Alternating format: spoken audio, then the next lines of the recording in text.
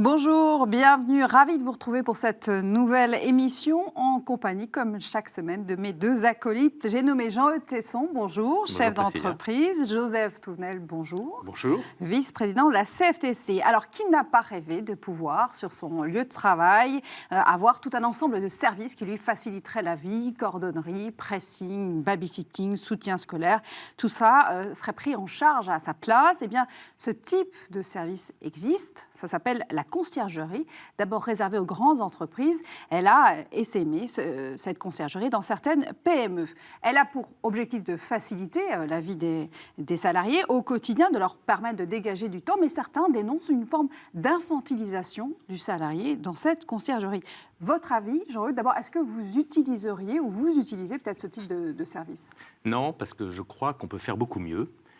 J'aurai peut-être l'occasion d'expliquer pourquoi, mais je voudrais quand même évoquer le fait que quand on parle du retour au paternalisme, on évoque quelque chose qui est mauvais. Mais pourtant, le paternalisme, lorsqu'il est né, correspondait à quelque chose de bon de la part de ceux qui l'entreprenaient, c'est-à-dire le patronat chrétien au XIXe siècle, qui voulait aider les salariés, les accompagner pour qu'ils grandissent en réalité, améliorer la santé, trouver un logement, leur donner un logement, etc. Il y avait une vraie prise en charge qui partait d'un très bon sentiment. Le problème, c'est qu'il y a une déviance de ces dispositifs de paternalisme pour fidéliser les salariés. Et aujourd'hui, je pense que la conciergerie rentre directement dans la déviance du paternalisme, c'est-à-dire le mauvais paternalisme. Et ce qu'il faut réinventer, c'est le bon paternalisme qui s'attache à faire grandir les personnes en humanité, les salariés. L'entreprise peut y contribuer, ce n'est pas sa seule mission, elle n'est pas seule pour le faire, mais elle doit être attentive à ça. Et moi, la question que je pose, effectivement, c'est devant des services qui permettent à un salarié de déposer leurs chaussures pour qu'elles soient réparées, prises en charge par l'entreprise, est-ce qu'on fait grandir la personne ou pas? Justement, pourquoi vous dites mauvais paternalisme? Pourquoi, en quoi c'est mauvais? Parce que je parle de l'intention. Si l'intention, c'est seulement de fidéliser le salarié, ou là, avec ces services qui sont offerts, de leur permettre de dégager du temps, la question, c'est de savoir est-ce que c'est du temps pour leur vie privée, ou est-ce que c'est du temps de travail pour l'entreprise. Alors, on peut l'habiller comme on veut, en disant on vous débarrasse de tas de soucis domestiques pour vous permettre d'avoir plus de temps chez vous. Je demande à voir, simplement. Un chef d'entreprise qui est contre la conciergerie. Donc, non, je ne suis pas contre. Type de service, en tout cas, ce paternalisme déviant. Mais je pense que c'est bien d'offrir des services aux salariés, mais ce qui est important, c'est que ça corresponde à leurs besoins. Est-ce qu'un salarié a besoin que l'entreprise prenne en charge ses chaussures ? Je ne sais pas. Peut-être que certains. À votre avis. J'aurais très bien posé le problème. On est dans d'abord, la féminisation du travail, c'est-à-dire le nombre de femmes qui viennent travailler, amène un certain nombre de questions, notamment sur la garde des enfants. Beaucoup sont à courir parce qu'il faut qu'elles trouvent une garde. Si elles ont une garde, il faut qu'elles aillent récupérer avant telle heure chez la nourrice. Et donc, mettre en place, par exemple, des accueils pour les enfants, ça a un côté positif, c'est faciliter la vie. Quand on voit aussi les délais dans les transports, les incertitudes des transports avec les encombrements, le RER qui fonctionne ou pas, voilà, ça facilite la vie. Donc ça, un côté qui peut être positif. Côté négatif, c'est est-ce que je veux faciliter la vie de mes salariés ou est-ce que je veux mieux contrôler la vie de mes salariés ? Et ce n'est pas conciergerie ou pas conciergerie, c'est quel est mon objectif et comment je le fais. En toute chose, on peut retrouver la même question. Et si je vais plus loin sur paternalisme, pas paternalisme, quand je regarde ce qui se passe aux États-Unis, où ça a démarré bien plus tôt que chez nous, il y a beaucoup d'entreprises qui font ce système de conciergerie. Jusqu'où ça va aujourd'hui ? Est-ce que quand je stocke les ovocytes de mes collaboratrices, en payant ce stockage pendant des années, c'est de la conciergerie. C'est Google qui fait ça ? C'est Google notamment, mais toutes ces grosses entreprises des nouvelles technologies. Et que disent-elles ? Elles disent, je facilite la vie de mes salariés et eux. Derrière, ça veut dire quoi ?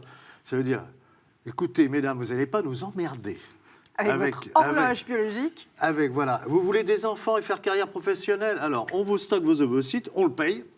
Allez. Mais alors, pas de grossesse et pas de maternité, hein, pas d'équilibre vie familiale, vie personnelle. Vous êtes tout dans l'entreprise, tout le temps dans C'est Big l'entreprise. Brother, c'est terrible, c'est C'est terrifiant. terrifiant. Oui. Mais c'est aujourd'hui. Ça Sur commence des- par le simple sur fait de déposer ses des chaussures entreprises dans son entreprise qui communiquent pour la connerie. sur le bien-être général de leurs salariés. On a une intrusion violente dans la vie privée.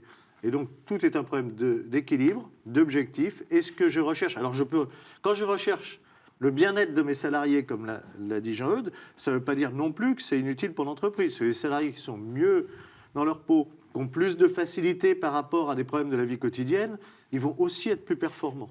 Mais c'est vraiment des problèmes d'équilibre et quels sont les objectifs poursuivis. Et d'ailleurs, alors en dehors des excès dont parle Joseph et qu'il faut dénoncer, parce que je trouve que c'est scandaleux, en fait, quand on parle de retour au paternalisme, ça s'apparente peut-être plus à du maternalisme qu'à du paternalisme. C'est-à-dire qu'en fait, on veut soi-disant prendre soin, protéger le salarié, mais de quoi on le protège? Et est-ce que c'est ça dont le salarié a besoin? Et en fait, face faire à la place du salarié, ben oui. c'est pas bien. C'est pas Mais, c'est comme faire à la place de ses ça enfants, c'est pas aussi, bien non plus. ben non, ça dépend a pas aussi de forme. l'intention, mais quand il y a quelque chose qui devient systématique, et moi c'est le reproche que je fais à ce type de mesure, c'est pareil, mettre une salle de de sport dans l'entreprise, bon, d'accord, on donne l'illusion qu'on prend soin du salarié, mais on est capable de mettre en place une salle de sport et à côté de ne pas voir le salarié qui part à la dérive parce qu'il a des problèmes dans son couple. Ça dédouane l'entreprise Ben oui, dans certaines, oui. une certaine J'ai façon. tout fait pour vous, vous vous rendez compte? J'ai tout fait pour vous. Même une salle de sport. Alors bon, on peut aussi en rajouter d'autres services, mais le plus important, c'est prendre soin d'un salarié, c'est pas décider de ce qui est bon pour lui, de ce dont il a besoin, c'est être à l'écoute de son besoin et lui permettre de l'exprimer. Et là, ça devient forcément un service individuel et pas un service collectif, parce que la salle de sport, c'est un service collectif.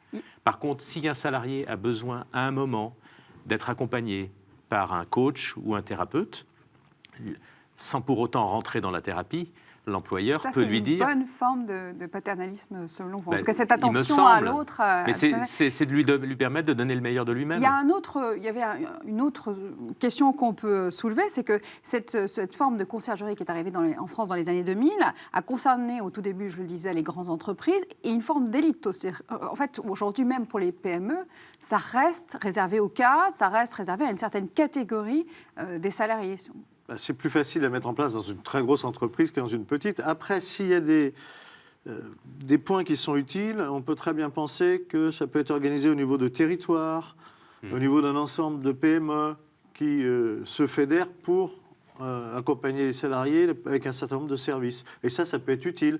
Le tout, c'est de voir comment c'est fait. Moi, ce qui m'a frappé, c'est que j'ai vu qu'un des gros opérateurs en France nous dit que près de la moitié des services qu'il rend sous le titre conciergerie, ce sont des éléments de relaxation et de massage pour les salariés. Et moi, j'en étais resté à la garde des enfants, à des choses comme ça. Pressing. Près de la moitié, c'est de la relaxation et du massage. Et Mais ça, c'est les salariés qui demandent ce type de service ou c'est l'entreprise qui dit voilà, nous, on vous propose ça? C'est les prestations qu'ils donnent une fois que cette entreprise a eu un contrat avec d'autres entreprises dans les demandes et donc dans les services qu'ils vont donner. Près de la moitié, ce sont ces services-là. J'y ai absolument pas pensé. Et ben moi, je fais une découverte en me disant utile, pas utile. Enfin, je trouve que c'est assez étonnant et à la limite assez inquiétant qu'on ait besoin de se relaxer. Je crois que ça fait partie des choses qui se font exactement en dehors de l'entreprise et sans le contrôle de l'entreprise. Assez Mais d'accord. justement, alors vous posiez la question de savoir si dans mon entreprise, j'utilisais des services de conciergerie. Je vous ai répondu que non et qu'on faisait mieux, me semble-t-il. Concrètement, ce que l'on a fait, et j'ai préféré faire cela, même si ça coûte un peu, c'est de désigner ce qu'on appelle une care manager. En l'occurrence, c'est une de mes filles, et qui fait ça très bien, Pauline, dont elle est payée pour prendre soin des salariés, c'est-à-dire être attentive elle-même aux besoins de celui... Je prends cet exemple, on a découvert qu'il y avait un travailleur pauvre chez nous, parce qu'il est surendetté, il n'a pas assez d'argent pour mettre de l'essence dans sa voiture pour rentrer le soir chez lui. Ben voilà, si on n'est pas attentif, s'il n'y a pas une personne comme ça, attentive à toutes ces situations, parce qu'il y en a d'autres, un peu moins dramatiques, on va passer à côté. et on ne va rien voir. Et là, alors une fois qu'on a vu, qu'est-ce qu'on fait? Là, il ne faut pas être intrusif.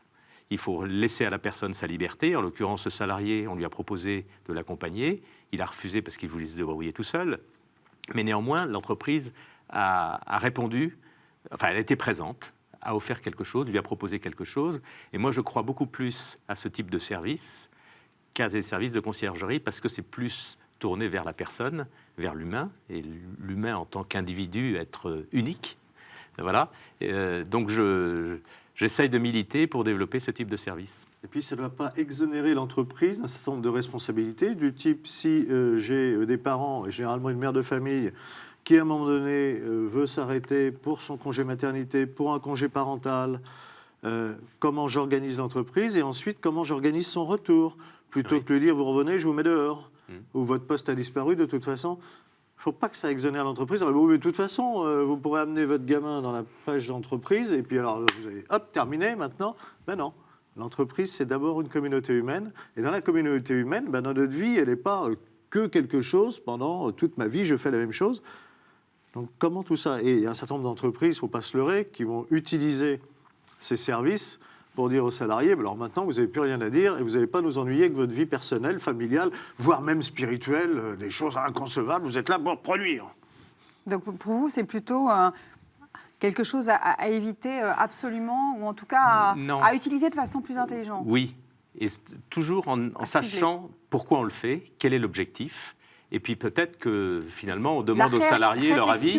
Est-ce qu'avant de mettre en place une salle de muscu, demander aux salariés si c'est vraiment ça dont ils ont besoin? Salle de muscu je crois que ce n'est pas une question d'intelligence, c'est une question quelles sont les véritables valeurs qui sont portées et vécues dans l'entreprise par tous. Voilà. Bon entendeur, messieurs, chefs d'entreprise, si vous souhaitez installer un service de conciergerie, vous avez là 2 consultants extrêmement qui sauront vous aider, vous conseiller. Pour la salle de sport, je m'occuperai des enfants. Voilà. Je pensais que tu t'occuperais de la spiritualité. Des enfants.